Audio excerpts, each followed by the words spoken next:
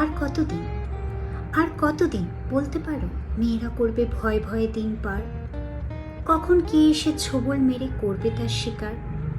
ভিড়ের মধ্যে কেউ ছুঁয়ে যায়, কেউ বা তাকায় নোংরা চোখে। এমন জামা কাপড় পরলে তো হবে, শুনতে হয় কিছু বুদ্ধিমতী কাকিমাদের মুখে।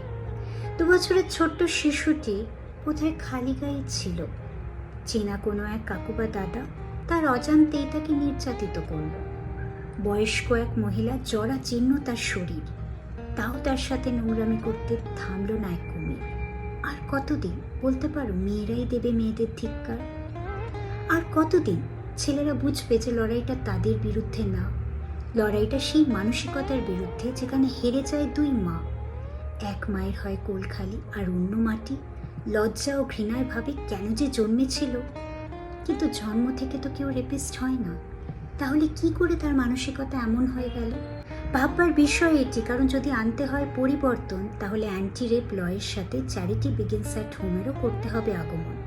বুঝতে হবে মস্তিষ্ক বিকৃতি ছাড়া এই চিন্তাধারা মনে আসা অসম্ভব। রেগুলার কাউন্সেলিং হওয়া প্রয়োজন, যাতে বুঝতে পারা যায় কিসের থেকে ঘটছে এই অভাব। আর কতদিন এই পিশাচেরা বুঝবে মেয়েরা তাদের হাতের পুতুল না? আর কতদিন অপেক্ষায় আছি, আশাবাদী আমাদের প্রাণ। একদিন আসবে যেদিন আমরা সকল মেয়েরা সত্যিই পাবো সম্মান। অন্যায়ের বিরুদ্ধে এই লড়াই চলবে যতদিন না পাই বিচার।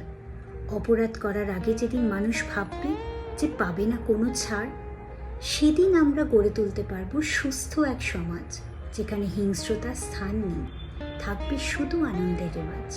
আর ততদিন গাইতে থাকি তবে অপেক্ষার এই গান। কণ্ঠ ও সুরে মঞ্জিমা বসু। নমস্কার।